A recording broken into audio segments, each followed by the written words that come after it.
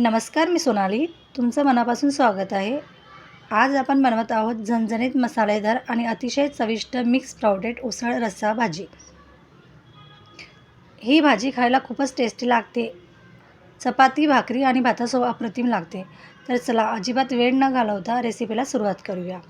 सर्वप्रथम मी अर्धा kilo mix sprouts घेतले आहे.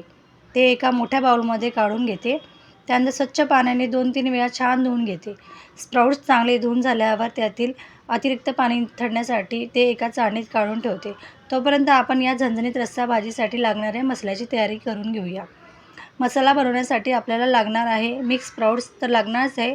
त्यासोबतच खोबरं, 2 मध्यम आकाराचे कांदे, लसूण, कढीपत्ता, कोथिंबीर, तीळ लागणार आहे. इथे दाखवल्याप्रमाणे मी खोबरं किसून घेतलं आहे. कांद्याच्या उभ्या चकत्या करून घेतल्या आहेत. आता गॅसवर तवा गरम झाल्यानंतर त्यात बारीक चिरलेले 2 कांदे घालूया. कांदा मंद आचेवर छान परतून घ्या.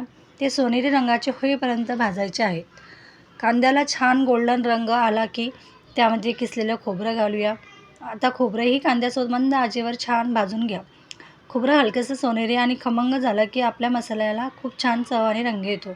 त्याचप्रमाणे शेंगदाणे, लसूण पाकळ्या घालून छान भाजून घेऊया. त्यानंतर त्यात थोडीशी तीळ घालूया आणि 1-2 मिनिटे परतून घेऊया.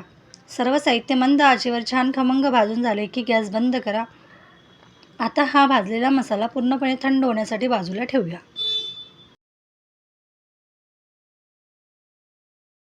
आता गॅसवर एक कढई गरम करायला ठेवूया. कढई गरम झाली की त्यामध्ये 1 टेबलस्पून तेल घालूया. तेल गरम झाल्यावर त्यात संपूर्ण मिक्स स्प्राउट्स घालूया.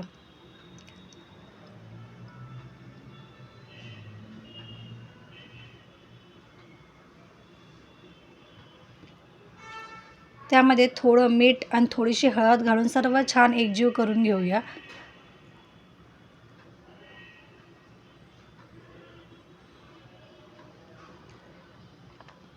स्प्राउट्स 3-4 मिनिटे मध्यम आचेवर परतून घ्या. असे परतल्यामुळे स्प्राउटची चव अधिक छान लागते. भाजीही खूप स्वादिष्ट बनते.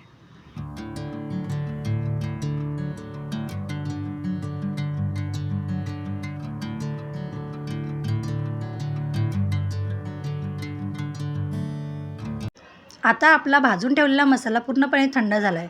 तो मिक्सरच्या भांड्यात काढून आवश्यकतेनुसार थोडंसं पाणी घालून आणि कढीपत्ता आणि कोथिंबीर घालून त्याची छान मऊसर पेस्ट तयार करून घेऊ. दाखवल्याप्रमाणे आपला मसाला छान तयार झाला आहे. आता गॅसवर पुन्हा कढई गरम करायला ठेवूया. कढई गरम झाली की त्यामध्ये थोडंसं जास्त तेल घालूया, कारण आपण झणझणीत रस्सा भाजी बनवत आहोत. तेल चांगलं गरम झालं की तयार केलेली मसाल्याची पेस्ट त्यामध्ये घालूया आणि मध्यम आचेवर छान परतून घेऊया.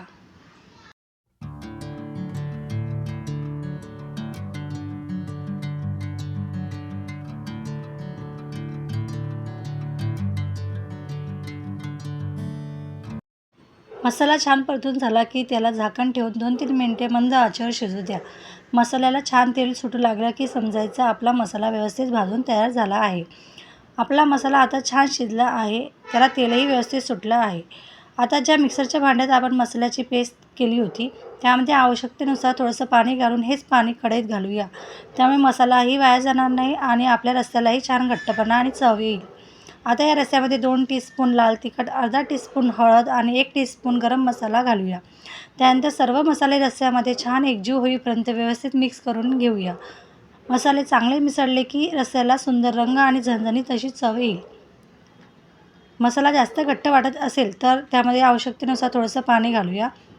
त्यानंतर आपण आधी हलकंसं परतून घेतलेलं मिक्स स्प्राउट्स या मसाल्यात घालूया. आता स्प्राउट्स आणि मसाला छान एकजीव होईपर्यंत व्यवस्थित मिक्स करून घेऊया. आता मसाला स्प्राउट्सला छान मुरावा म्हणून कढईवर झाकण ठेवूया आणि 5-7 मिनिटे मंद आचेवर शिजू द्या. झाकणावर पाणी टाकून ठेवूया. रस्सा तयार करताना हे गरम पाणी घातल्याने भाजीची चव आणि टेक्स्चर अधिक छान येते. आता आपल्या रस्स्याला छान उकळी आली आहे. त्यामध्ये चवीनुसार मीठ घालूया. सर्व साहित्य छान एकजीव होईपर्यंत हलवून घेऊया. त्यानंतर आणखी 2-3 मिनिटे मंद आचेवर रस्सा उकळू द्या, म्हणजे मसाल्याची चव स्प्राउट्समध्ये छान मुरेल. अशा प्रकारे आपली झणझणीत आणि खमंग मिक्स स्प्राउट्स रस्सा भाजी तयार झाली आहे. जर तुम्हाला ही रेसिपी आवडली असेल तर व्हिडिओला लाईक करा, शेअर करा आणि अशा सोप्या आणि स्वादिष्ट रेसिपीसाठी माझ्या यूट्यूब चॅनलला सबस्क्राईब करायला विसरू नका. धन्यवाद.